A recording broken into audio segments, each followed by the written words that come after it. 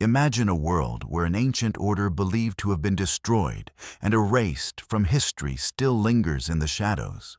What if the cryptic symbols repeated across time, the obscure maps without names, and the clandestine groups with eerily similar frameworks suggest that the Knights Templar never truly vanished?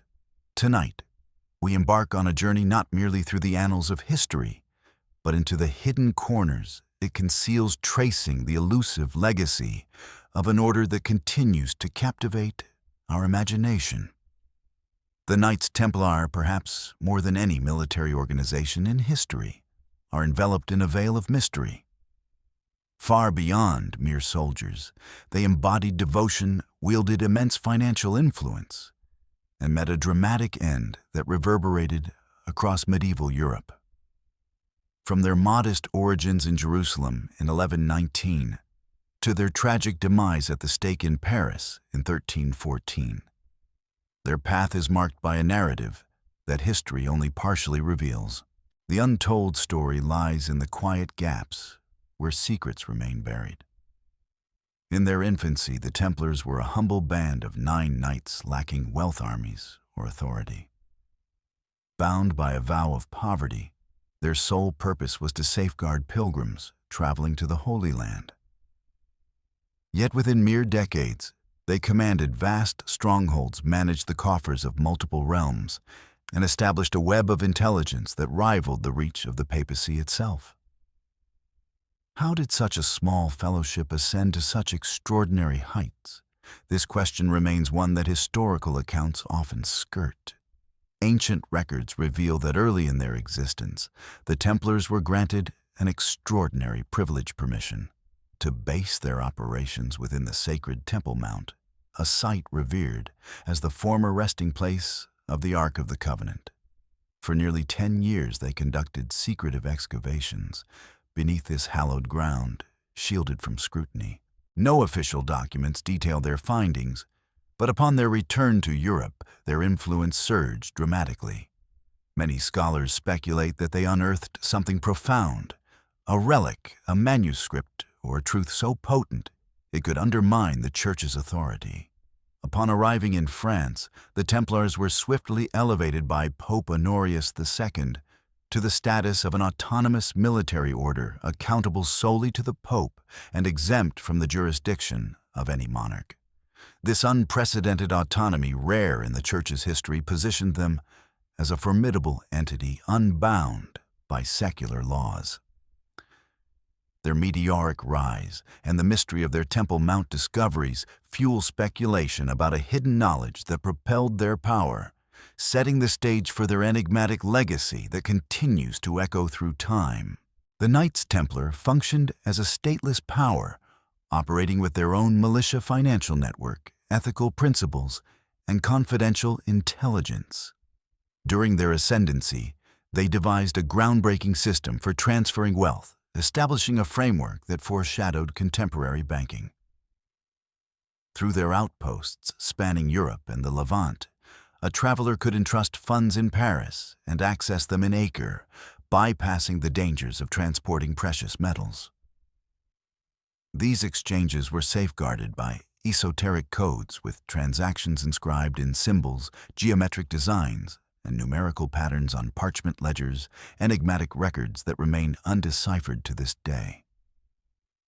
However, their prosperity attracted distrust. As the Templars' economic and military might eclipsed the authority of royal dynasties, resentment simmered among the elite.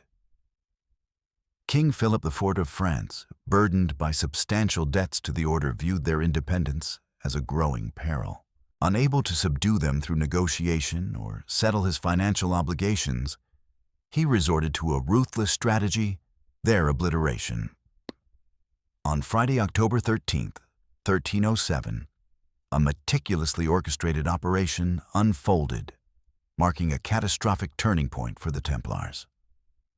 Scores of knights were apprehended, subjected to brutal interrogations, and coerced into admitting to heretical practices, including the veneration of a mysterious relic known as Baphomet. Many were incinerated in public executions.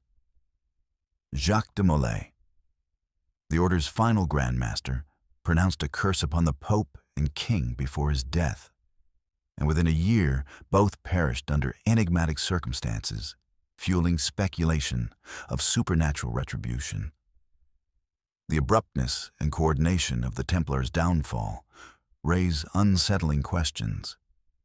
The arrests executed with precision across Europe suggest a premeditated conspiracy, as if a dire secret demanded suppression. Countless records were incinerated, treasures disappeared, and prominent members vanished without trace. The fate of the Templar wealth gold manuscripts and possibly relics unearthed beneath the Temple Mount remains an enduring enigma. Tales persist of caravans departing Paris on the eve of the arrests, their cargoes concealed in locations as distant as Scotland, or some claim the Americas long before Columbus's voyages. In the aftermath, many Templars evaded capture, adopting new identities and merging into clandestine societies. The Freemasons, emerging centuries later, bear striking resemblances to the Templars in their ritual symbols and values, prompting theories that the order endured in disguise, operating covertly within history's folds. Though the pyres that claimed Jacques de Molay aimed to erase the Templars, they merely grazed the surface. Beneath the devastation, the order's essence persisted, its influence embedded in the medieval financial system, professional military model, and unparalleled moral code. European powers, despite enforcing the papal edict to dissolve the order, could not extinguish the profound legacy the Templars wove into the fabric of history, a shadow that continues to intrigue and elude us. The wounds of the Templars' suppression ran deep. Yet in Portugal their legacy endured through cunning adaptation. King Dinis II, defying the papal order to dissolve the order, rebranded the Knights Templar as the Order of Christ, seamlessly transferring their wealth, authority, and members to this new entity. The Pope, prioritizing stability in the Iberian Peninsula amid ongoing conflicts with the Moors, endorsed this maneuver. Thus, in Portugal, the Templars did not fade, but merely donned a new guise, preserving their training, martial prowess, and intricate web of knowledge amassed over 2 centuries. Meanwhile, in Scotland, where papal influence waned after disputes with the Church, fugitive Templars reportedly found sanctuary. Evidence of their presence emerges in Rosslyn Chapel, constructed in the mid-15th century. This enigmatic structure is adorned with carvings echoing Templar iconography, roses, swords, and curiously depictions of corn and aloe plants unknown in Europe before the Americas' discovery. This anomaly sparked speculation: did the Templars possess knowledge of the New World long before Columbus's voyages? Such a possibility gains traction when considering their clandestine trade networks. In their final decades, the Templars forged discreet alliances with Muslim merchants, utilizing their fleet to ferry goods and intelligence across the Mediterranean and along the Atlantic shores. Scattered 14th and 15th century records mention vessels bearing the Templar cross, unaffiliated with any crown, sighted off West Africa's coast, a region later pivotal for Portuguese exploration. A bolder theory posits that the Templars' maritime expertise, including ancient charts and shipbuilding innovations developed in secrecy, was bequeathed to figures like Prince Henry the Navigator, who established Portugal's famed Navigational Academy. If true, the Templars' influence on the age of exploration was not incidental but intentional, their legacy steering the course of global discovery. Their impact extended beyond the seas. On land, subtle traces suggest that covert societies carrying the Templar ethos persisted. Architectural marvels erected after the 14th century Gothic cathedrals' civic buildings feature motifs reminiscent of Templar ciphers, such as 8-pointed stars, ornate crosses, or celestial sun and moon patterns. These emblems were more than ornamental. They served as a covert language signaling the presence of those who endured. A compelling clue lies in the Codex Gigas, known as the Devil's Bible, a colossal manuscript containing pages inscribed with a peculiar code that mirrors the cryptic scripts once employed by the Templars. These enduring symbols and texts suggest that the order's spirit was never extinguished, but rather woven into the fabric of history, whispering through stone and parchment, that their mission continued hidden yet ever-present across the centuries. Scholars of medieval manuscripts propose that portions of the Codex Gigas, particularly those addressing the hushed era following the Templars' excommunication, were penned by members of the order. Why did they choose silence over rebellion to restore their reputation? The answer may lie in the weight of their secret discoveries. If the Templars possessed truths or artifacts beyond the Church's control, silence became their greatest shield, a strategy to bide time and transmit their legacy through generations who, though not bearing the Templar name, carried their essence. This hidden influence may still shape our world unnoticed by most. History shows that what cannot be eradicated often re-emerges cloaked in new forms, but with its core intact. The Templars, with their advanced insights into finance navigation, military tactics, and theology, likely chose obscurity over annihilation. Their withdrawal was not defeat, but a calculated retreat akin to a chess master repositioning a piece for a future strike. Evidence of this strategy appears in subtle traces, such as records from 15th and 16th century popes, notably Pope Sixtus IV, documenting a group of reclusive hermits granted access to the Vatican's confidential archives.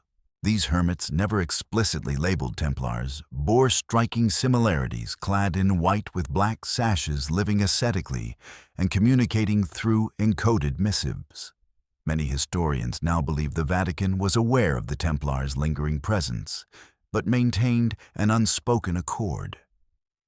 This mutual silence served both parties. The Church preserved its doctrinal authority, while the Templars safeguarded their knowledge without persecution.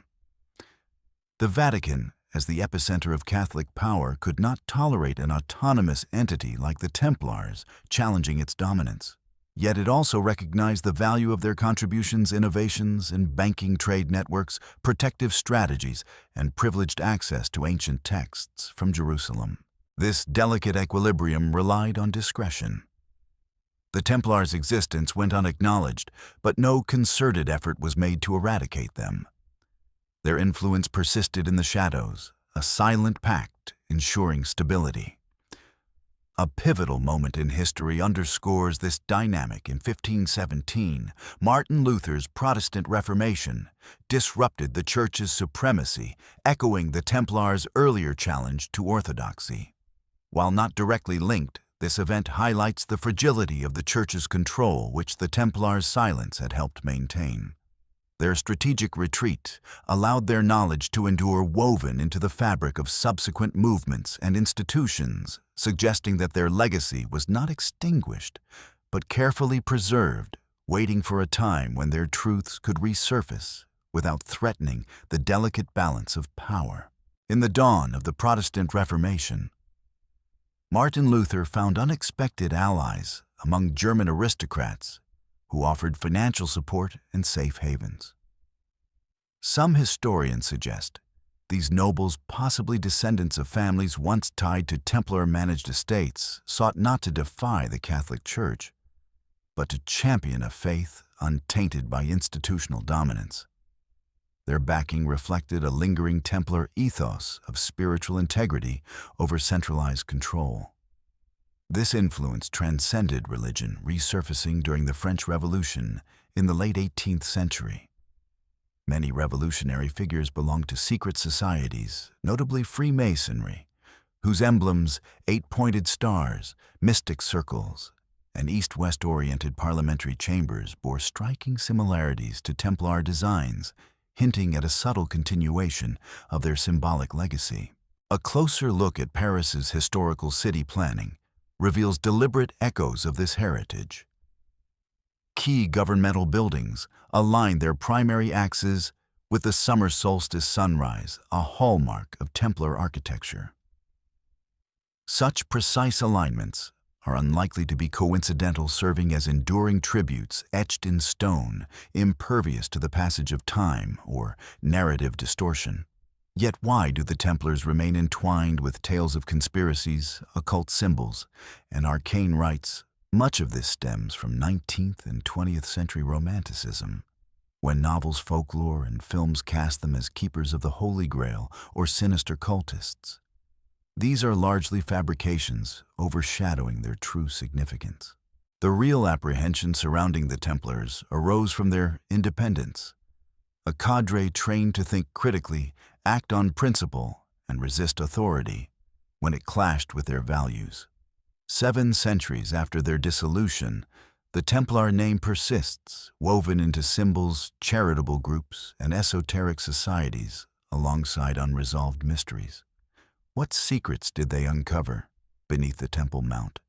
What treasures or knowledge did they bring to Europe? And who safeguards those truths today? Beyond their martial and financial roles, the Templars played a pivotal intellectual part in shaping medieval Europe. Unlike other monastic orders, they operated a network of internal academies where knights honed not only combat skills, but also disciplines like mathematics, cryptography, geography, Roman law, and linguistics. To many, the Templars resembled an elite scholarly institution more than a fighting force. A lesser-known contribution lies in their estate management, which introduced rigorous record-keeping systems to document property ownership and inheritance practices that were innovative for their era and influenced modern concepts of legal rights. These intellectual and administrative advancements underscore the Templars' multifaceted legacy, which extended far beyond the battlefield, embedding their principles into the foundations of European society and leaving a mark that continues to provoke curiosity and debate. The Knights Templar mandated that all property transactions be meticulously recorded, authenticated with seals, and archived in a centralized repository, with many such records later uncovered in monasteries across France, Italy, and Germany. This practice laid foundational principles for modern European civil law. Additionally, they pioneered the concept of a trust, whereby individuals, pilgrims, traders, and nobles entrusted their assets to the order for safekeeping with a guarantee of return. As the most reliable stewards of their time, the Templars managed thousands of such arrangements, establishing a model that prefigured modern central banking. Far from merely a military force, they functioned as a sophisticated system for social and economic coordination. Their legal acumen was no accident. Many senior Templars had studied at prestigious medieval academic hubs like the universities of Bologna and Paris, acquiring expertise they channeled into crafting a unique organizational framework. This structure, independent of religious or royal authority, prioritized merit and allegiance over lineage or titles.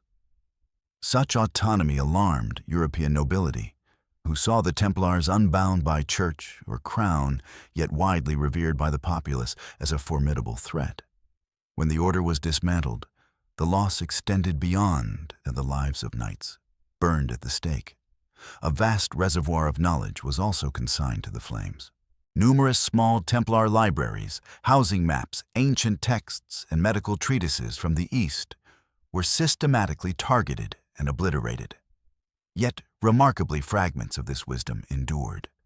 Who preserved these treasures, transcribing and disseminating them in secret?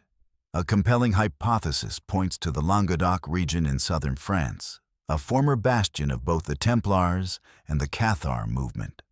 After the Church purged these groups, rare manuscripts, enigmatic symbols, and books began surfacing at newly founded universities across Europe.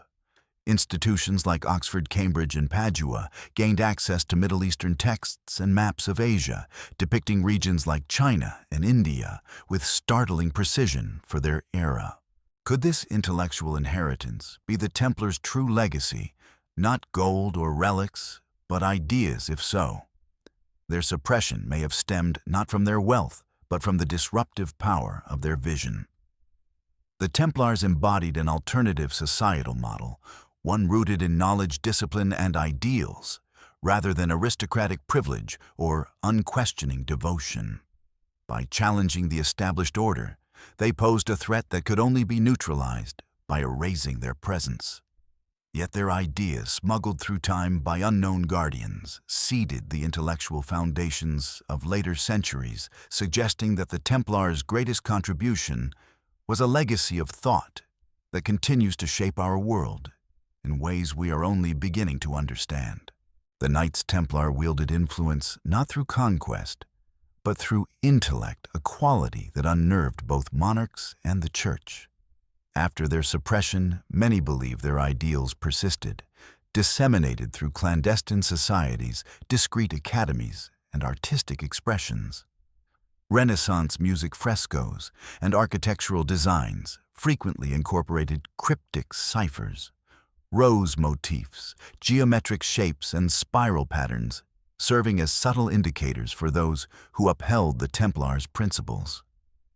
Rather than overt declarations, they embedded their legacy in culture, ensuring its survival in forms too nuanced to be erased. This intellectual heritage, impervious to destruction, is why the Templars remain unforgettable.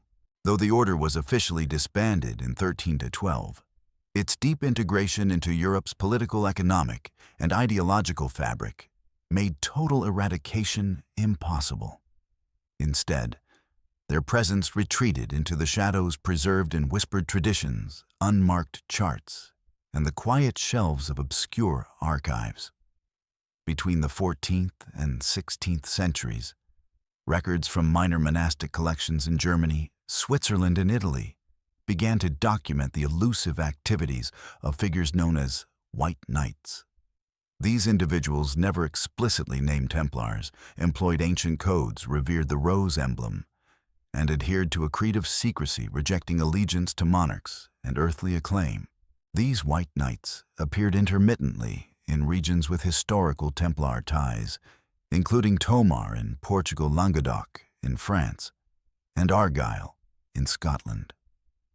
A striking account from 1472, penned by Franciscan monk Pietro d'Asti, recounts an encounter with a man dressed in white devoid of the Templar cross, who spoke fluent ancient Latin and possessed detailed knowledge of Holy Land maps from the Crusader period. This enigmatic figure gifted d'Asti a precise sketch of Solomon's Temple, a design only someone familiar with 12th century Jerusalem could produce. That drawing, still preserved in Modena's library, leaves the man's identity a mystery. In 17th century England, groups, calling themselves the Gentle Brotherhood of the Temple, emerged operating covertly in London and Bristol. Their ceremonies featured chants blending Latin with Old Provençal, a dialect once used in Templar correspondence. Surviving documents reveal their use of a hollow cross symbol, later found etched into Rosslyn Chapel's walls. The persistence of these markers suggests the Templars' influence endured not as a visible force, but as a quiet current flowing through history. Their legacy, carried by these shadowy successors, was not one of material wealth, but of ideas safeguarded in stone, song, and script.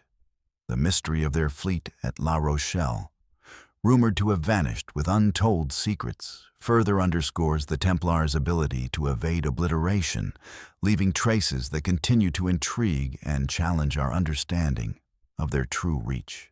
On the eve of the widespread arrests on October 13th, 1307, the Templars' fleet, comprising over a dozen vessels, vanished from the port of La Rochelle without a trace. No evidence suggests they were wrecked or seized. They simply evaporated from historical records. Scholars continue to speculate on their destination. Some propose the ships sailed north to Scotland, finding sanctuary under King Robert the Bruce, while more audacious theories suggest they ventured across the Atlantic to uncharted territories unknown to European cartographers. Intriguing carvings in Rosslyn Chapel, including symbols hinting at early knowledge of North America, lead some researchers to theorize that the Templars possessed rudimentary maps of modern-day Canada, possibly acquired through covert trade with late Viking explorers or North African traders. If accurate, this would place their arrival in the New World nearly 2 centuries before Columbus's voyages. Such knowledge could explain the ferocity of their suppression. Beyond accusations of heresy or greed for their wealth, the Templars may have held a revelation capable of destabilizing the Christian worldview. Acknowledging lands beyond Europe, the Middle East, and North Africa would have challenged the Vatican's claim as the cosmic center, threatening its doctrinal authority. This perspective casts new light on ancient maps, like the Piri Reis Zeno and Vinland maps, which depict Western territories with surprising accuracy. Curiously, these charts often emerge from or were preserved in regions with historical Templar ties, fueling speculation about their origins, though conclusive evidence remains elusive. Perhaps the fleet never perished, but lies dormant awaiting rediscovery in a future era. As we delve deeper into the Templars' legacy, it becomes evident that their impact transcends physical relics like ruins or manuscripts.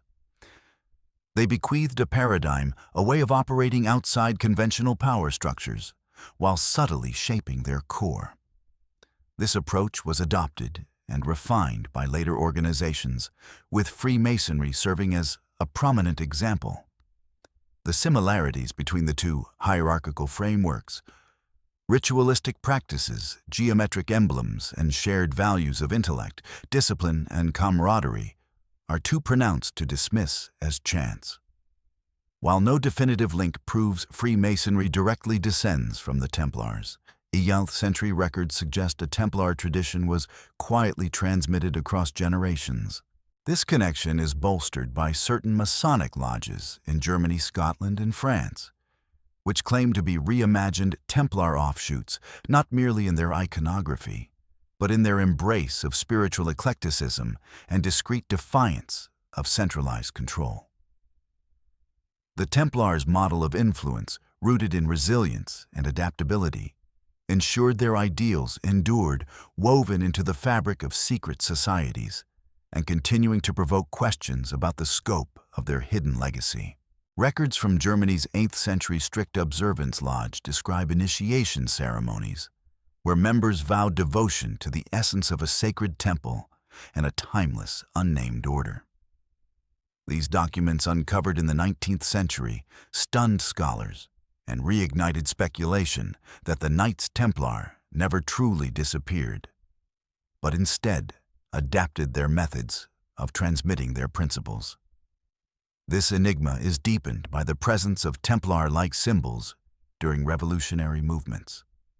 The crimson banners of the French Revolution mirrored the hue of Templar mantles, while the clandestine vows sworn in dimly lit stone chambers, pledging allegiance to a higher cause, echoed the order's ancient rites.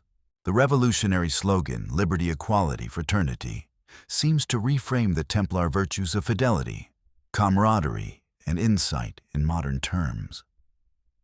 Across 19th century texts from America to France, a cryptic term emerges: the silent architects. These elusive figures, described as unseen catalysts behind global shifts, left no visible footprint. Historians like René Guénon and Albert Pike, themselves tied to esoteric groups, suggested that the organizational frameworks, symbols, and administrative models of modern entities, central banks, legislative bodies, drew inspiration from a Templar archetype. Their influence, if real, manifests not in bold declarations or public displays, but in the subtle architecture of societal systems with adaptable yet hierarchical structures, an ideal of a supreme order and symbols that appear ornamental, yet carry profound historical significance. This subtle presence explains why 20th century powers sought to reshape the Templars' image. Through films, books, and conspiracy theories, they were thrust into popular culture as an intriguing name. but recast as fantastical caricatures, devil worshippers, covert killers, or orchestrators of global disorder. These portrayals clash with historical evidence of a principled order steeped in ideals and unwavering in their commitment to their truth, even at the cost of martyrdom. The Templars were not condemned for crimes, but for the unease their lasting influence provoked among emerging authorities. The most effective way to diminish an indestructible legacy is to convince the world it was inconsequential. Thus, instead of engaging with the Templars' contributions, modern society often knows them through misrepresentations. Yet by observing closely and listening intently, their presence endures in how societies quietly organize power and in the recurring symbols that persist across eras. The Templars' true legacy lies not in mythologized tales, but in the enduring principles of structured discipline and independence. They embedded in the foundations of Western institutions a quiet force that continues to shape our world, if only we pause to recognize it. In the hushed reverence of an ancient chapel where sunlight filters through a stone vault, we sense a faint echo of a power that outlasted earthly authority and persists in silence. The 21st century, despite its technological strides, has become a time when dormant histories stir.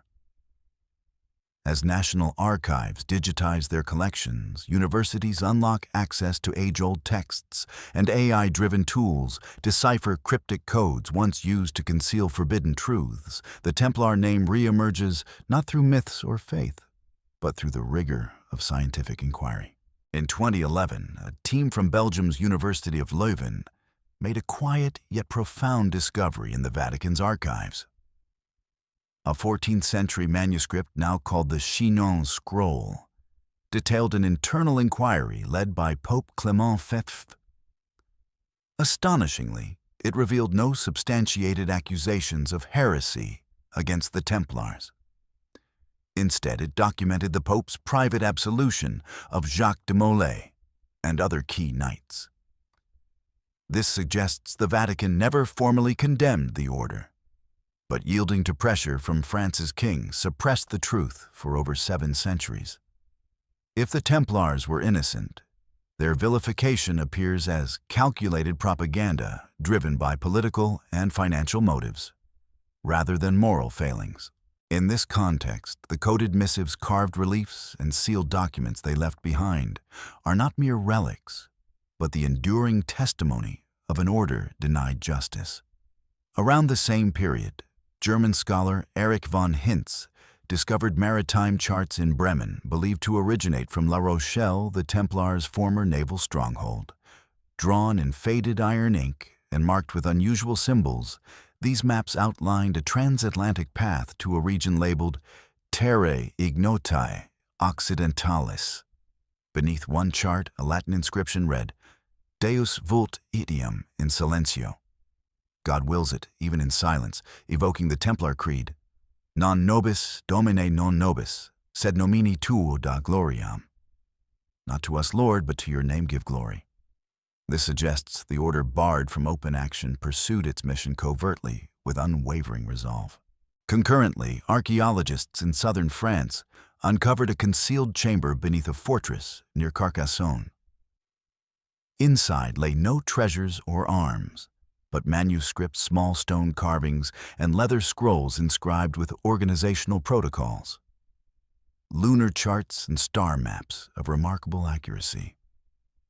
Most striking was a scroll replicating a lost text by Ptolemy depicting the Americas coastline a century before its official discovery. These disparate fragments, symbols, charts, and texts form a mosaic revealing a hidden network where the Templars did not vanish, but withdrew into secret repositories of knowledge, their legacy preserved in the quiet chambers of history, waiting to be rediscovered by a world ready to hear their truth. No longer protectors of sacred territories, the Knights Templar became stewards of truths that authority often seeks to obscure. This prompts a profound question: if their successors persist today, where might we find them? They may no longer don white mantles, wield blades, or erect fortresses, but perhaps they are the silent keepers of wisdom in archives, the principal dissenters in legislative halls, or the visionaries behind humanitarian efforts, working discreetly to preserve enlightenment. Remarkably, though rooted in medieval Europe, the Templars' influence stretches far beyond expected boundaries. Appearing not only in France, England, or Portugal, but also in places as diverse as Ethiopia, the Middle East, and the ancient sites of pre-Columbian America, suggesting a deliberate and far-reaching network. In Ethiopia, texts from the Ethiopian Orthodox Church recount visits by white-robed warriors from the West around the 13th century, welcomed as holy envoys in Aksum. Local lore describes them as bearing crosses unbound by papal authority and praying toward the dawn. Intriguingly faint Templar crosses are discernible beneath the plaster in some of Lalibella's rock-hewn churches, an anomaly that defies clear explanation and hints at their presence. In the Middle East, the Crusader stronghold of Crac des Chevaliers, once held by the Templars, preserves etched Latin phrases and crosses on its walls. More striking are the geometric carvings, octagonal stars, and interwoven circles matching symbols later adopted by European secret societies. Local Muslim communities referred to them with reverence as al-Fursan al-Baida, or the White Knights, indicating a legacy that transcended conflict and earned admiration from former adversaries. Across the Atlantic, anthropologists have identified carvings among the Taino people in the Caribbean, featuring motifs eerily akin to Templar iconography, stylized crosses framed by solar and lunar designs, reminiscent of those in Rosslyn Chapel. Could these be traces of the Templars' lost fleet which vanished from La Rochelle in 1307, suggesting early transatlantic contact in Peru, a 1621 account by Italian explorer Pietro della Valle describes meeting indigenous people claiming descent from Eastern warriors clad in white, carrying cross-emblazoned banners. Though modern scholars question the account's reliability, the recurring imagery across continents raises the possibility that the Templars' influence extended beyond warfare, embedding itself in rituals, symbols, and cultural practices. These global imprints, crosses in Ethiopian churches, geometric patterns in Syrian fortresses, and solar motifs in Caribbean stone suggest the Templars wove a subtle tapestry of ideas, their legacy enduring not in conquest, but in the quiet transmission of beliefs and symbols that continue to resonate in unexpected corners of the world. This raises a profound question: if the Templars indeed connected with civilizations beyond the Old World, could they have pioneered a form of spiritual interconnectedness, exchanging symbols, wisdom, and rituals long before imperial conquests? Without formal declarations, their aim may have been to weave a global tapestry of shared reverence, fostering unity through cultural synergy rather than subjugation.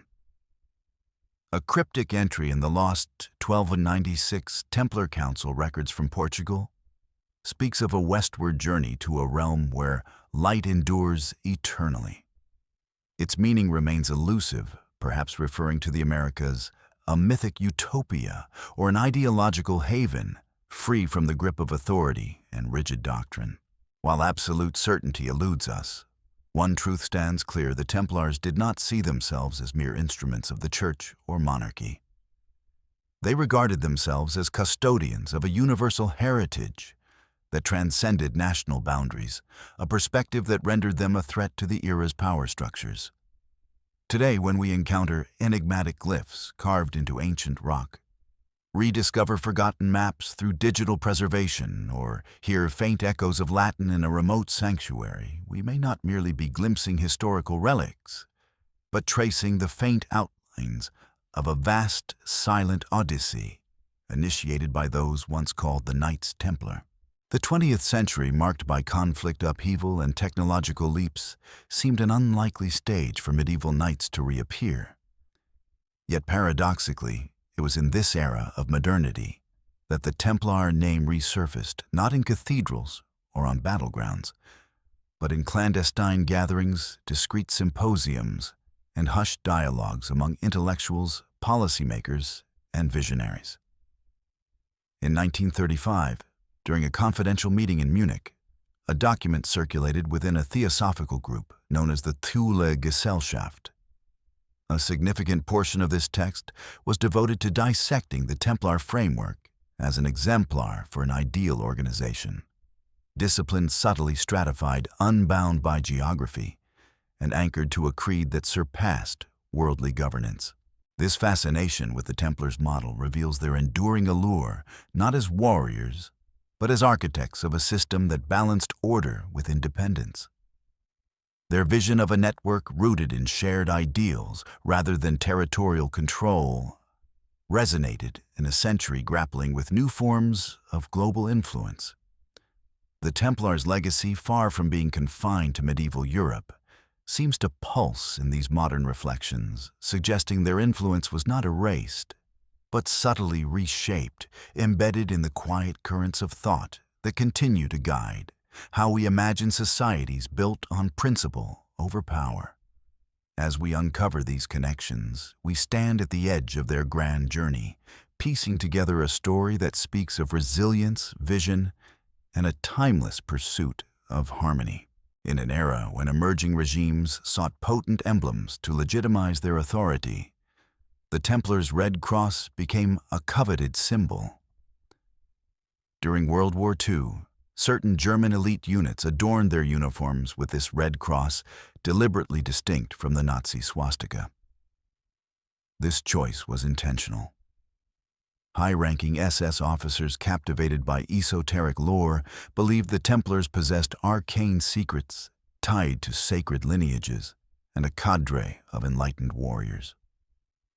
They launched expeditions in Languedoc-Roussillon and the Pyrenees, convinced that relics or wisdom lay concealed in these historic Templar strongholds. However, this appropriation thrust the Templar legacy into a perilous realm, tainted by authoritarian control and supremacist ideologies. If any true heirs to the Templar spirit existed during this period, they likely opted for discretion, unable to endorse such a corrupted interpretation. The 12th century Templars fought to shield pilgrims, not to enforce doctrines or build empires, a stark contrast to the era's misuse of their name. In 1945, after the war's end, a Swiss private archive revealed a cryptic text titled Liber Taciturnitatis, or Book of Silence, penned in a blend of Latin Old French and Middle High German. Though largely enigmatic, one passage stirred debate. When faith fades from the world, we shall emerge not with blades, but with remembrance. Scholars speculate this was a quiet declaration from a covert network of Templar successors operating as intellectual guardians amid global turmoil. By the 1960s, a time of cultural and philosophical upheaval, the Templar ethos resurfaced as an emblem of the quest for spiritual clarity beyond rigid structures.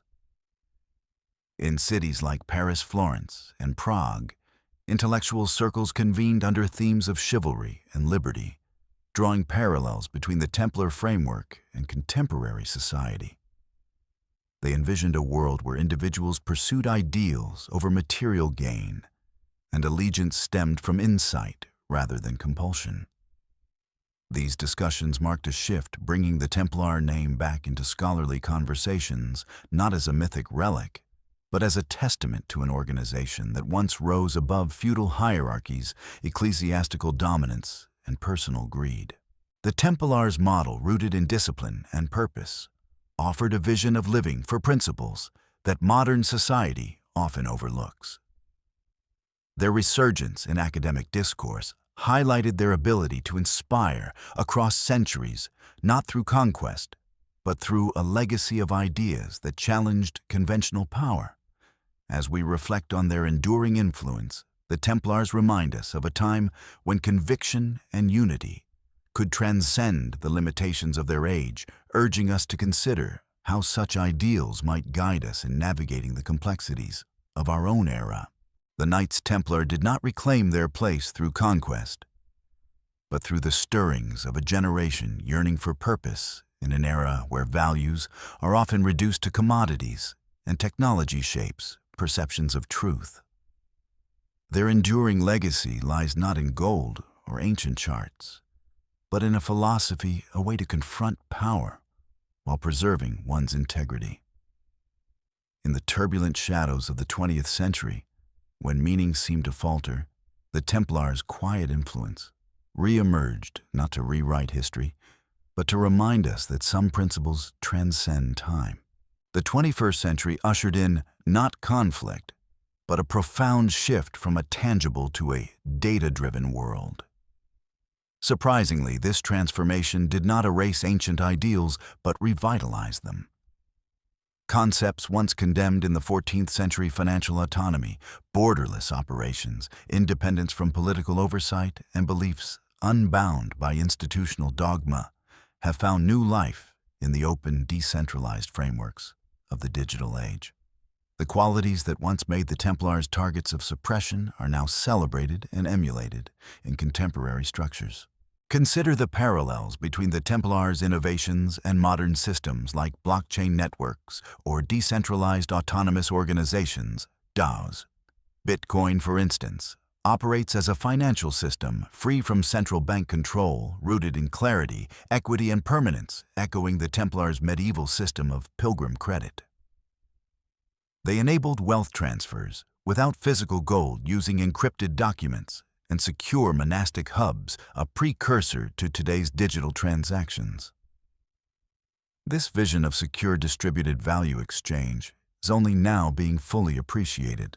Likewise, the Templars' internal communication networks, relying on symbols, gestures, geometric codes, and a trusted fellowship, resemble modern approaches to distributed security and data privacy.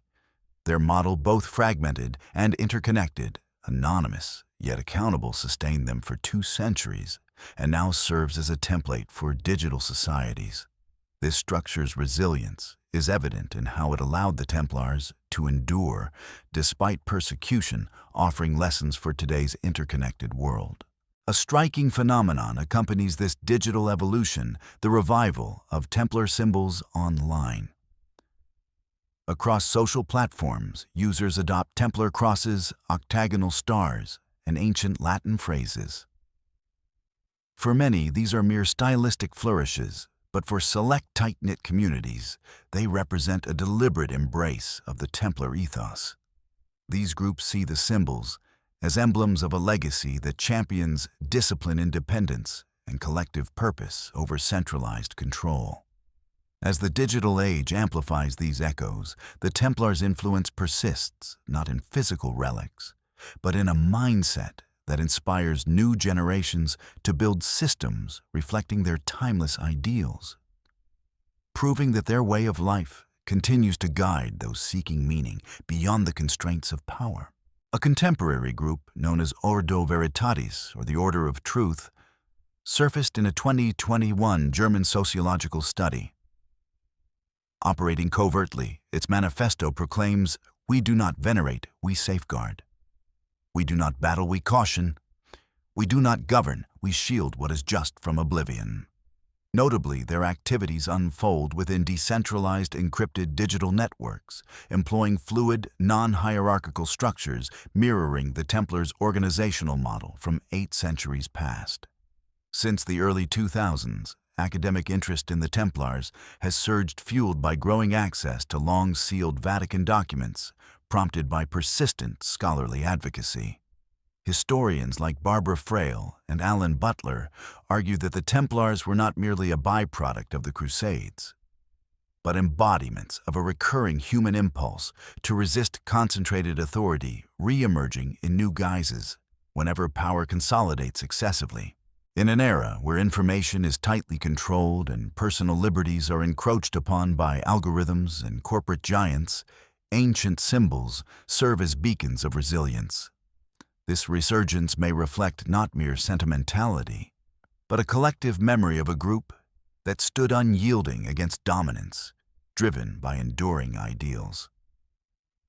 When societal pressures demand it, Such a spirit may return not with armor or banners, but through principles so deeply ingrained in humanity that no force can erase them. In Rome, the Vatican remains not only a spiritual hub, but also a vast treasury of knowledge, housing over 80 kilometers of shelves filled with ancient texts, coded letters, accounts of descent, and diplomatic records, all cloaked in near silence. Yet some truths are beginning to emerge. At the heart of this shift, the Templar name resurfaces. In 2001, Italian historian Barbara Frail discovered a document long misfiled in the Vatican's secret archives, known as the Parchmentum Chinon, or Chinon parchment. This record detailing an inquiry led by Pope Clement V in 1308, following the widespread arrests of the Templars in France, upended established church narratives. Far from branding the Templars as heretics, Clement granted them absolution, using the formal prose of papal authority. This revelation suggests the Templars were not condemned by the Church, but were instead victims of a politically motivated purge, their exoneration hidden for nearly 7 centuries. These findings recast the Templars' legacy, positioning them as a symbol of resistance against unjust power. As modern groups like Ordo Veritatis echo their structure, and as scholars uncover long-buried truths, the Templars' principles, autonomy, integrity, and the preservation of knowledge resonate in today's digital and intellectual landscapes. Their story, emerging from the shadows of Vatican vaults, invites us to reconsider their role not as a relic of history, but as a timeless call to protect ideals that transcend the constraints of any age. The Chinon parchment revealed that the Templars' confessions, coerced through torture, lacked malicious intent, prompting Pope Clement V to absolve them. Had this been disclosed in 1308, it might have spared countless knights from execution. Yet the document remained hidden, its suppression by the Vatican unexplained. Acknowledging the Templars' innocence would expose the arrests, trials, and public burnings as acts of profound injustice, implicating the Church in systemic wrongdoing. Moreover, it would affirm that their treasures, rituals, and preserved wisdom were not heretical, but sacred legacies forsaken by the institution meant to uphold them. Spurred by this discovery, scholars pressed for access to additional Vatican records on the Templars, gradually unveiling a richer narrative. Confidential dispatches from papal emissaries in the Levant highlighted the order's efforts beyond warfare, including establishing medical facilities, educational centers, and brokering truces with Muslim leaders, actions that challenged the simplistic portrayal of zealous crusaders. In 2017, an Oxford University symposium, Non-Ecclesiastical Orders in the Medieval World, proposed a bold reinterpretation. The Templars were not just a monastic military group, but an early model of a supranational entity, where authority stemmed not from rigid hierarchies, but from collective commitment to a higher purpose. Governed by discipline rather than edicts, they pursued justice and faith, independent of royal or clerical control. This perspective could fundamentally alter our understanding of religious history, presenting the Templars as pioneers of a decentralized, ideal-driven structure. While the Vatican has not officially rehabilitated the order, it has shown subtle signs of acknowledgement. Previously restricted manuscripts have appeared in scholarly exhibits, and recent papal speeches include calls to avoid repeating historical errors that harm those meant to be safeguarded. However, the most significant revival comes from public engagement. Through documentaries, podcasts, academic talks, and open-access research, the Templars have re-entered collective awareness, not as enigmatic conspirators, but as emblems of ideals stifled by power. In an era when traditional institutions face intense scrutiny, the image of white-mantled knights standing at the intersection of ethics and authority resonates deeply. Their story suggests that their return need not involve physical might, but a revival of their spirit, a resolve to uphold truth amid silence. As modern society grapples with centralized control and eroded values, the Templars' legacy offers a reminder of a group that prioritized principle over allegiance, inspiring us to seek justice and integrity in our own time.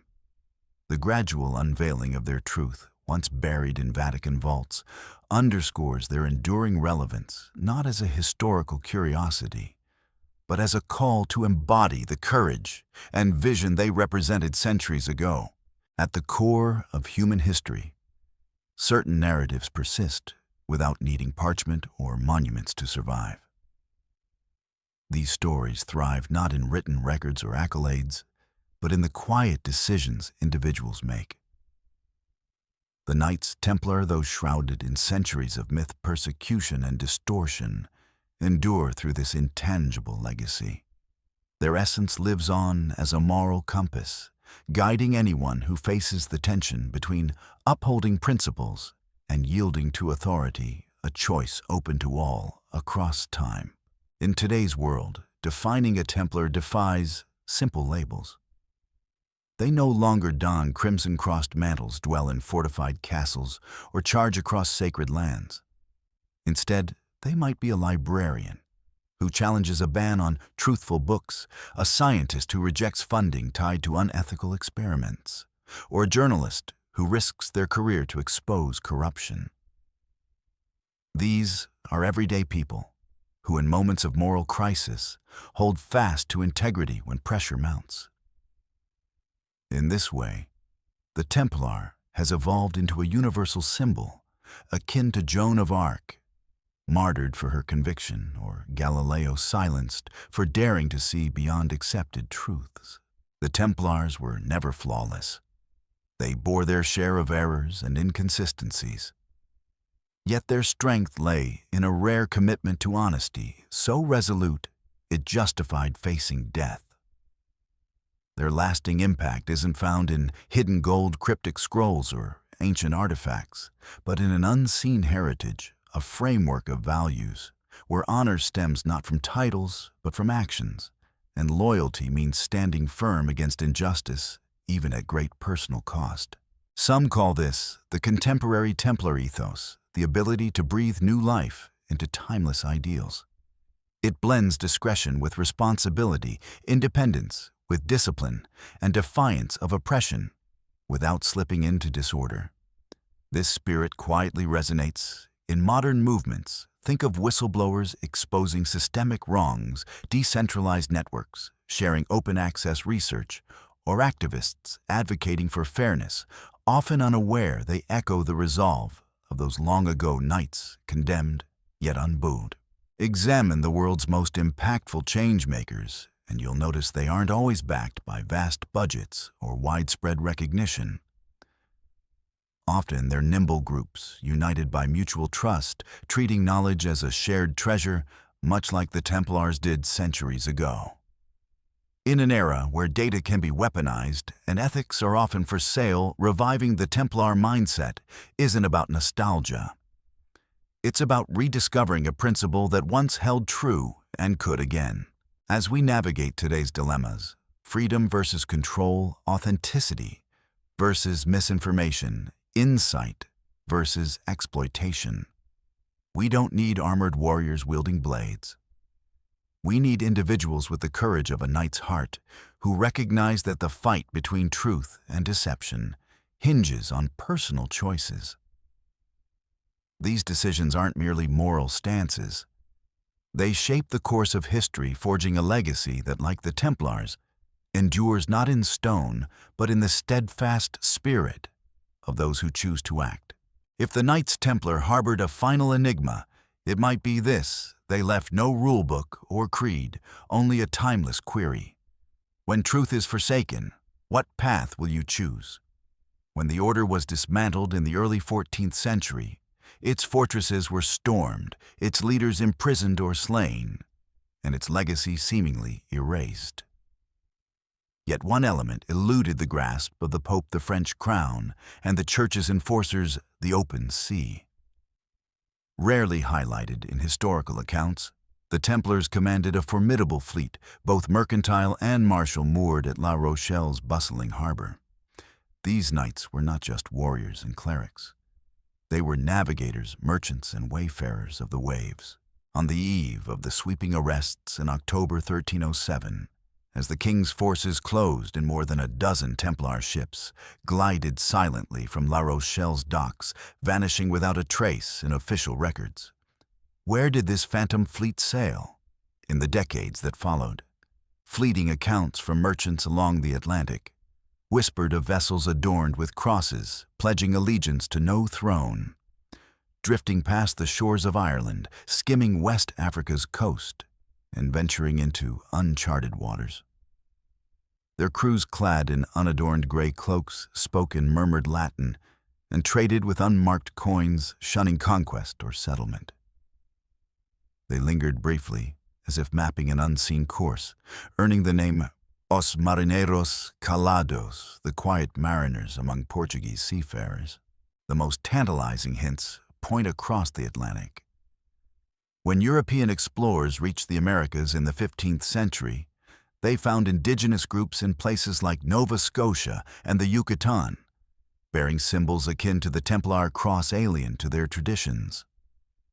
Chroniclers noted tales among the Mi'kmaq and Maya of fair-skinned travelers from the eastern sea, draped in flowing robes, offering prayers to the dawn.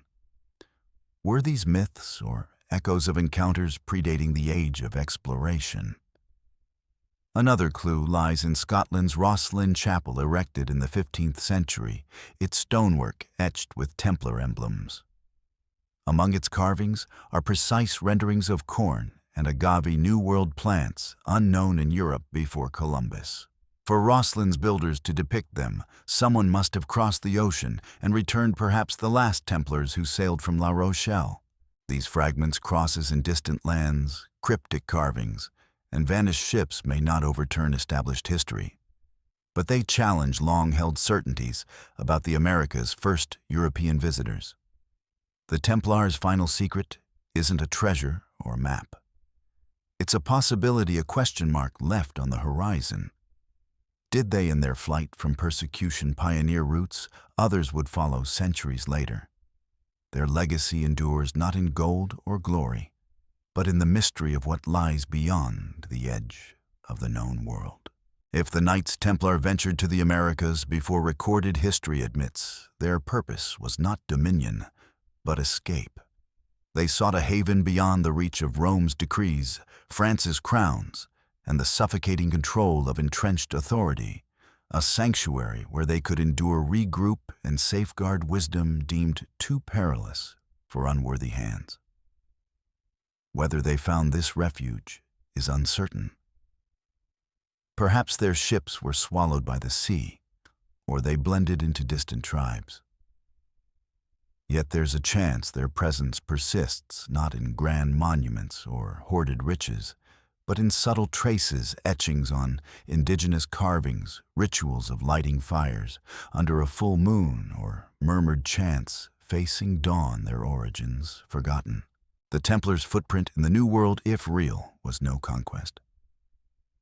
It was a faint murmur, the final breath of a holy purpose, misjudged, vilified, and driven into obscurity.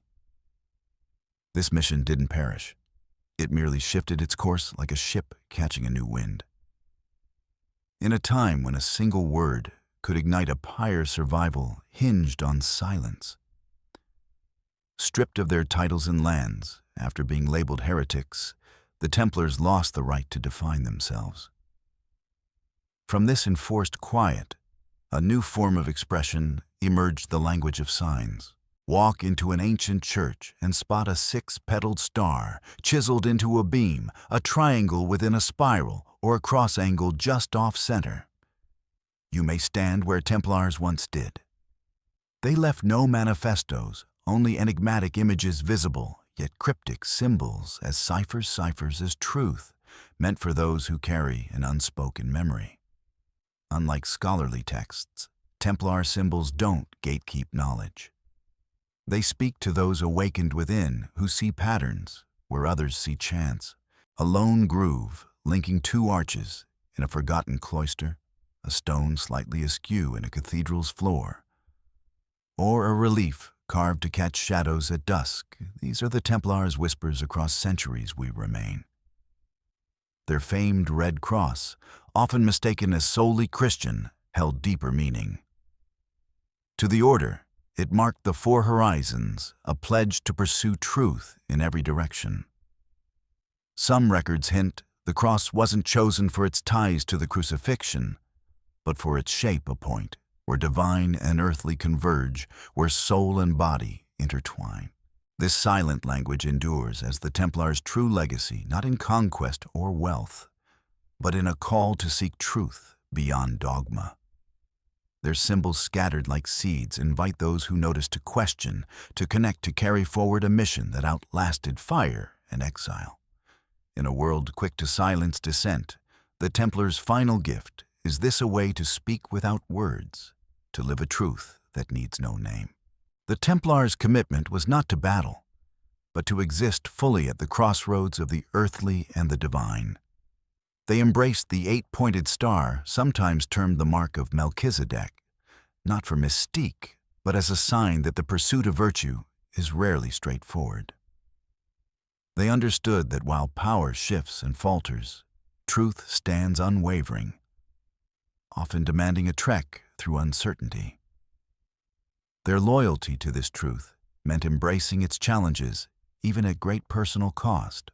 Today, echoes of Templar emblems persist in contemporary designs, etched into the stained glass windows of Belgian churches or the marble floors of ancient Spanish cloisters. Yet many overlook their roots. The insignias of certain corporations, relief agencies, and even global defense groups subtly mirror Templar aesthetics, balanced proportions, mirrored forms, and a clarity shaped by shadow and light. Are these similarities mere chance, or do they hint at a lineage deliberate or instinctively preserving an ancient wisdom? Some researchers suggest that such enduring patterns tap into a deep shared consciousness sustained only by centuries of ingrained memory. By encoding their insights in symbols, the Templars forged a language immune to erasure or time. Even if every scroll were destroyed, their message would live on in carved rock, in beams of light, in the geometry of sacred spaces. While modern society no longer condemns with flames, it silences through scrutiny, exclusion, or neglect. In such an age, the Templars' greatest gift may not be less a single revelation, but a strategy for truth's persistence, woven through imagery, metaphor, and quiet defiance. This enduring legacy explains why stepping into an old sanctuary, where sunlight streams through a rosette-shaped window, stirs an inexplicable calm. We pause unsure why, as if sensing a faint recollection. Perhaps some fragment of us recalls an order that spoke not in rhetoric but in silence, not in decrees but in forms. Every culture leaves traces, not just in texts or relics, but in the unspoken resonance of human experience. It's the instinct awakened when confronting something vast, something beyond words. The Templars wove themselves into this collective memory. You don't need to be a scholar to feel it. Enter a weathered chapel where light pours through a window shaped like a blooming star, striking a subtle glyph on the stone below. And its surface is not the craftsmanship or design, but a deeper awareness. Not your own memory, but something ancient pulse, as if the structure itself holds the past. Scholars sometimes call this stone resonance, the idea that ancient buildings are more than architecture. They are silent archives. Every curve, every alignment of light, every proportion is crafted not just for beauty, but to convey truths too profound for speech. The Templars' symbols, etched with intent, endure as invitations to perceive, to feel, to carry forward a message that outlives time itself. The Knights Templar grasped a truth rare among medieval orders. They didn't merely construct buildings. They wove memory into stone. At their stronghold in Tomar, Portugal, the central rotunda echoes the fabled proportions of Solomon's temple. Its windows' light angles and encircling passages align with the sun's journey. On the summer solstice dawn, rays stream through twin stone pillars in the great hall, painting a crimson cross on the floor, a deliberate design. This marks moments when light and shadow align, urging those who preserve memory to stay vigilant. Why did the Templars leave so few writings, no grand treatises or proclamations? The answer lies in their distrust of words. Language can be warped, erased, or misread.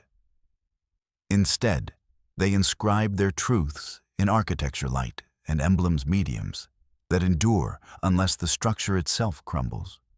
While countless scrolls perished in flames, their castles, sanctuaries, and vaults still stand, their symbols catching light precisely as intended, whispering across time as if memory itself refuses to fade. This legacy isn't confined to stone. It lives in human instinct, in the way a traveler lingers at the hum of air through a stone archway, or a young child traces a carved sign, feeling an unexplained connection. This is memory passed, not through blood, but through resonance, a shared pulse that bypasses doctrine or speech. In our data-driven age, where knowledge is boxed into code and categories, we risk losing this deeper sense of the sacred, something unquantifiable, yet essential. Without it, we drift unmoored from what grounds us. The Templars held this anchor firm, not with charts or texts, but with form and radiance. Their true inheritance isn't hidden riches, but a quiet reminder of what humanity overlooks. Truth doesn't demand fanfare. It arrives softly at the right moment. When the order was dissolved in the early 14th century, its end wasn't marked by epic clashes. It unfolded in the shadowed halls of Inquisition tribunals amid the smoldering pyres of Paris. No anthem sounded, no honors were bestowed, only charges droned in icy tones, confessions wrung through torment and wisdom, reduced to ash alongside those who bore it. Yet in their silence, the Templars' memory endures. Their fortresses stand as more than relics. They are vessels of insight, speaking through light's dance and stone's permanence. To stand in such a place, where sunlight traces a symbol at the solstice, is to feel not just history, but a call to remember what can't be coded or confined, to hold fast to truths that outlast fire and time. Remarkably, the Knights Templar were not widely despised. Ordinary people cherished them for safeguarding pilgrimage routes, founding infirmaries, and sharing provisions during conflicts. Pontiffs bestowed special rights upon them, and noble families entrusted them with sprawling lands. So how did these revered figures become branded as perilous outcasts in mere moments? As with many historical shifts, the answer lies at the crossroads of ambition and financial strain. King Philip IV of France, dubbed Philip the Fair, harbored grand visions, but ruled over a treasury depleted by expensive campaigns against England and Flanders.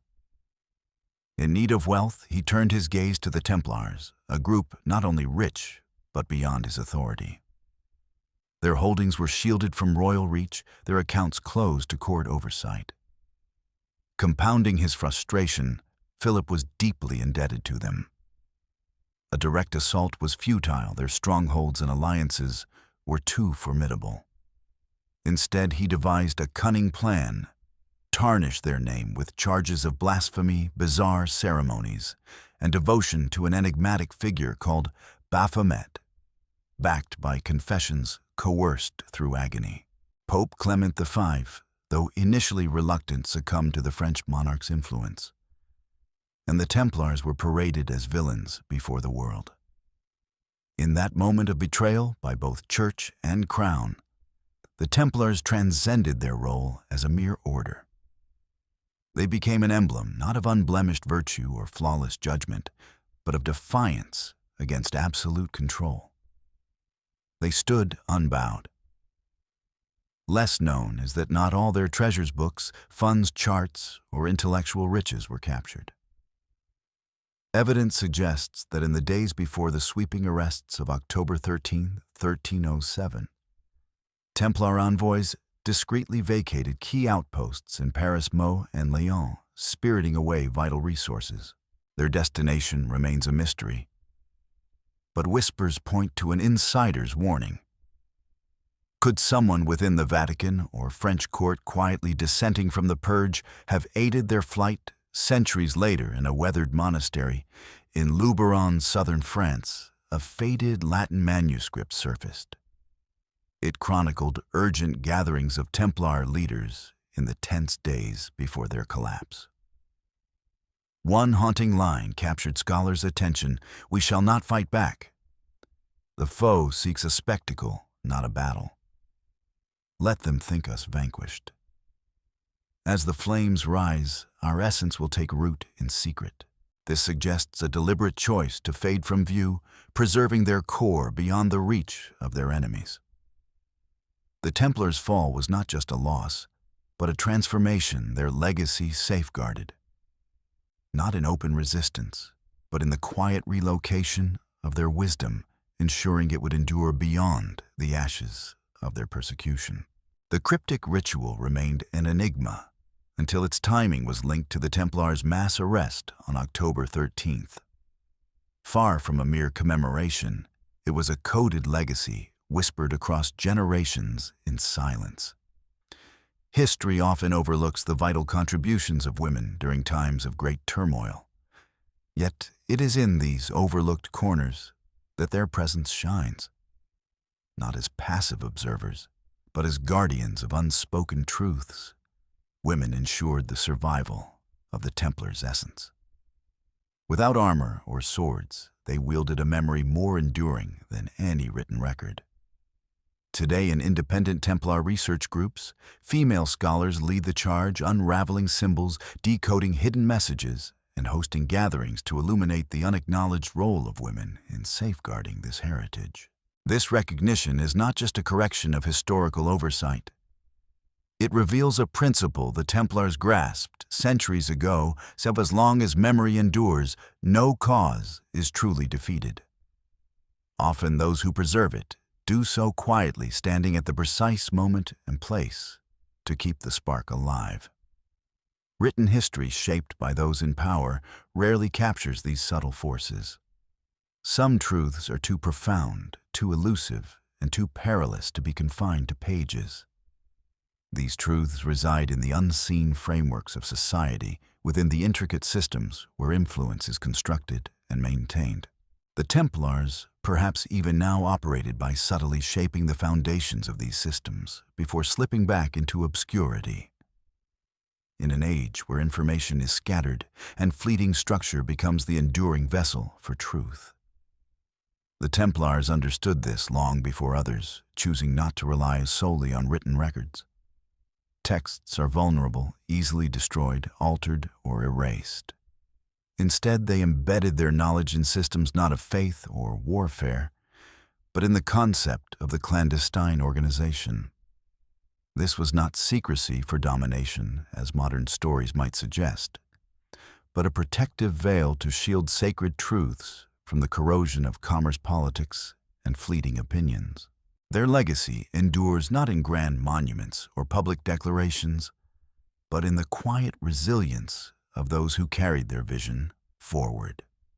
Women, often invisible in the annals of history, were central to this mission, preserving the Templars' ideals through generations. Their work was not about recognition, but about ensuring the continuity of a deeper truth.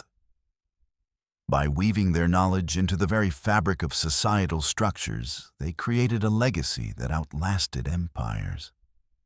This silent architecture, built on memory and purpose, remains a testament to the power of those who preserve without fanfare, ensuring the flame of truth never fades.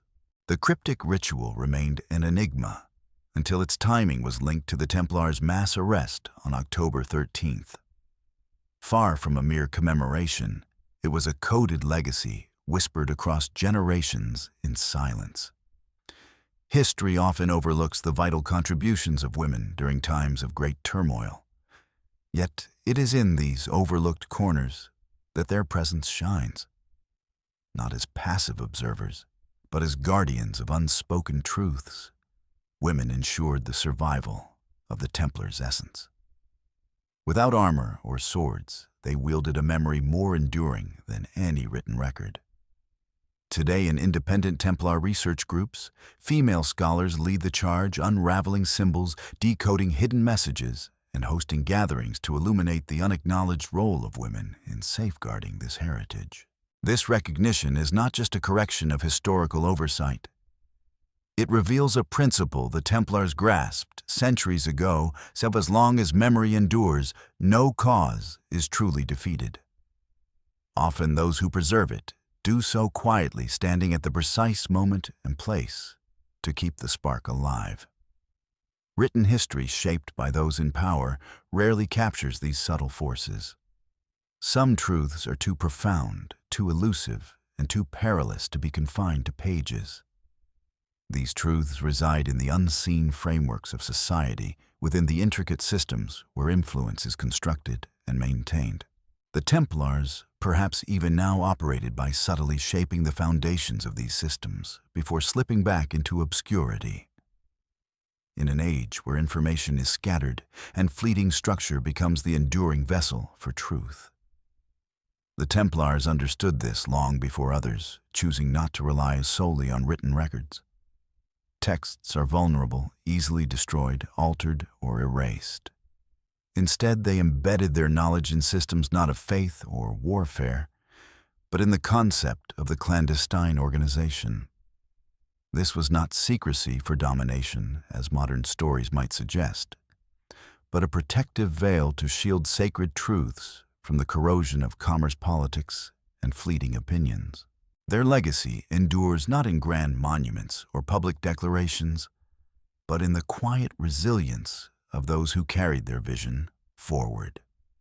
Women, often invisible in the annals of history, were central to this mission, preserving the Templars' ideals through generations. Their work was not about recognition, but about ensuring the continuity of a deeper truth. By weaving their knowledge into the very fabric of societal structures, they created a legacy that outlasted empires. This silent architecture, built on memory and purpose, remains a testament to the power of those who preserve without fanfare, ensuring the flame of truth never fades. In the wake of the Templars' dissolution, new groups swiftly emerged: fraternities, obscure spiritual societies, and secluded intellectual circles.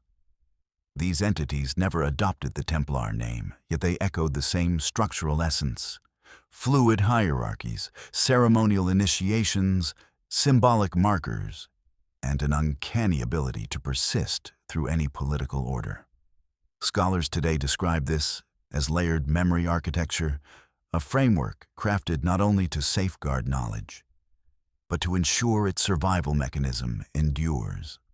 This resilient design is evident in humanity's most enduring institutions: central banks, ancient universities, parliaments, and scholarly guilds, many of which unknowingly draw on principles the Templars refined centuries ago. Examine the elements, interconnected networks that transcend borders, a stateless existence, internal cohesion, free from external regulation rituals, fostering unspoken loyalty, and operations rooted in trust rather than legal mandates. These form the Templar blueprint, a legacy that never faded but transformed. In the 20th century, as global institutions prided themselves on pioneering flexible organizational models, non-traditional financial systems, and decentralized governance, few recognized that a small band of knights had tested these concepts 800 years earlier, not to build empires, but to protect enduring truths. This approach is now termed Templar thinking, a system that adapts seamlessly, shuns the limelight, and values shared purpose over individual prominence. In an era fixated on personal branding, such a model stands out. It thrives not on charismatic leaders, but on collective understanding deriving strength from shared insight rather than centralized authority. The Templars' genius lay in their restraint. They never sought to dominate history's narrative. Instead, they constructed its underlying framework. When power surges, they recede. When truth falters, they re-emerge, not to seize control, but to restore equilibrium. Their influence lingers not in overt actions, but in the subtle mechanics of certain institutions, the quiet persistence of unnamed societies, and the recurring symbols that whisper of their presence. The Templars never aimed for acclaim or legacy. Their hope was simpler, yet profound. They trusted that should truth face peril, someone would recall their example, not to revive their order, but to resurrect a system where justice operates without fanfare, truth requires no marketing, and loyalty demands no recompense. This silent structural endurance ensures their vision remains woven into the fabric of systems that outlast fleeting powers, ready to guide those who seek balance in a world prone to tilt. Deep within the Vatican, beyond the splendor of the Sistine Chapel and the Apostolic Palace, lies a realm untouched by opulence. No ornate frescoes or grand statues mark its presence, only an unbroken hush. A shadowed hallway secured not merely by locks, but by an almost sacred quiet, leads to the Vatican's secret archives. Spanning over 80 kilometers of shelves, this repository holds centuries of letters, judgments, diplomatic correspondence, and papal edicts. Tucked away in a drawer, marked by an obscure cipher, rests the scant remnants of the Knights Templar's records. Little is known publicly about this collection. Most of it remains sealed, untranslated, and unreleased. Yet those rare scholars like Barbara Fraile who have accessed these files assert that the Vatican never destroyed the Templar documents. Instead, they were meticulously preserved, not as a tribute, but perhaps as a precaution, a means to contain truths that might one day resurface. As portions of the archives have been digitized and selectively shared in recent years, the true discoveries lie not in the disclosed texts, but in their absences. Omitted passages, redacted lines, and vanished documents that once connected one record to another suggest a deliberate effort to obscure without fully erasing. In this, the Vatican mirrors the Templars' own method, embedding truth within silence. The most striking example is the Parchment of Chinon, a clandestine pardon issued by Pope Clement V to the Templar leaders.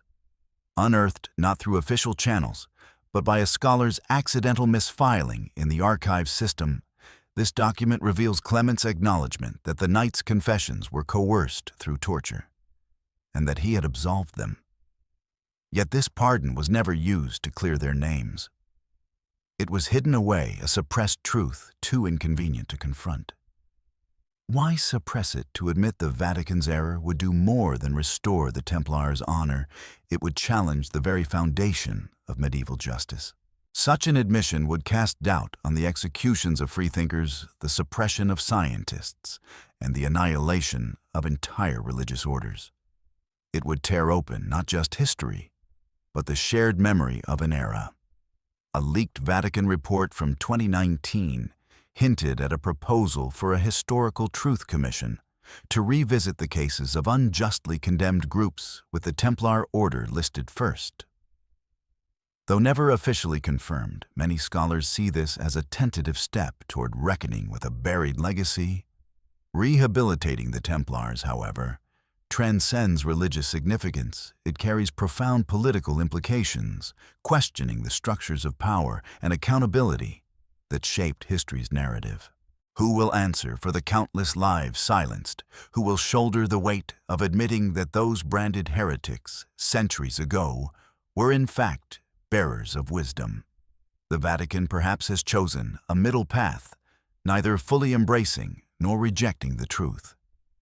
They unveil fragments of their archives while keeping others locked away, leaving the world to speculate.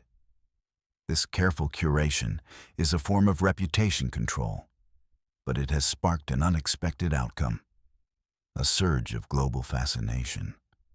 Researchers, academic institutions, private collectives, and filmmakers now clamor for access to the Templar records. Each year, a few more pages are deciphered, a few more truths surface, and the knights, once consumed by the flames of political might, are slowly reclaimed by the glow of understanding. A formal Vatican acknowledgement of the Templars' innocence would not rewrite history, but it would affirm a principle they upheld through centuries of silence: truth cannot be eradicated. It lingers patient until humanity is ready to face it. Wander through the dust-laden halls of time, past the stone walls of ancient strongholds, into hidden libraries and unbroken ciphers, and you won't find the Templars as a formal order. No Grand Masters, no fortresses, no treasure maps remain. Yet a subtle warmth persists, like a faint ember on cold stone. They endure not in physical form, but in the enduring framework they crafted, not in name, but in their way of being. This perhaps is their ultimate triumph. The Templars were not crushed for wrongdoing, but for daring to exist beyond control. They thrived on trust, rather than edicts upheld discipline without bending to authority, and clung to a truth no king, pope, or fire could sway. Their erasure was demanded because they defied the systems of power. But power failed to foresee one truth: a structure rooted in the human spirit cannot be burned. When Jacques de Molay faced the flames in 1314, he left no written testament. Yet witnesses recount that he fixed his gaze on King Philip IV and Pope Clement XVI, declaring they would soon face divine judgment.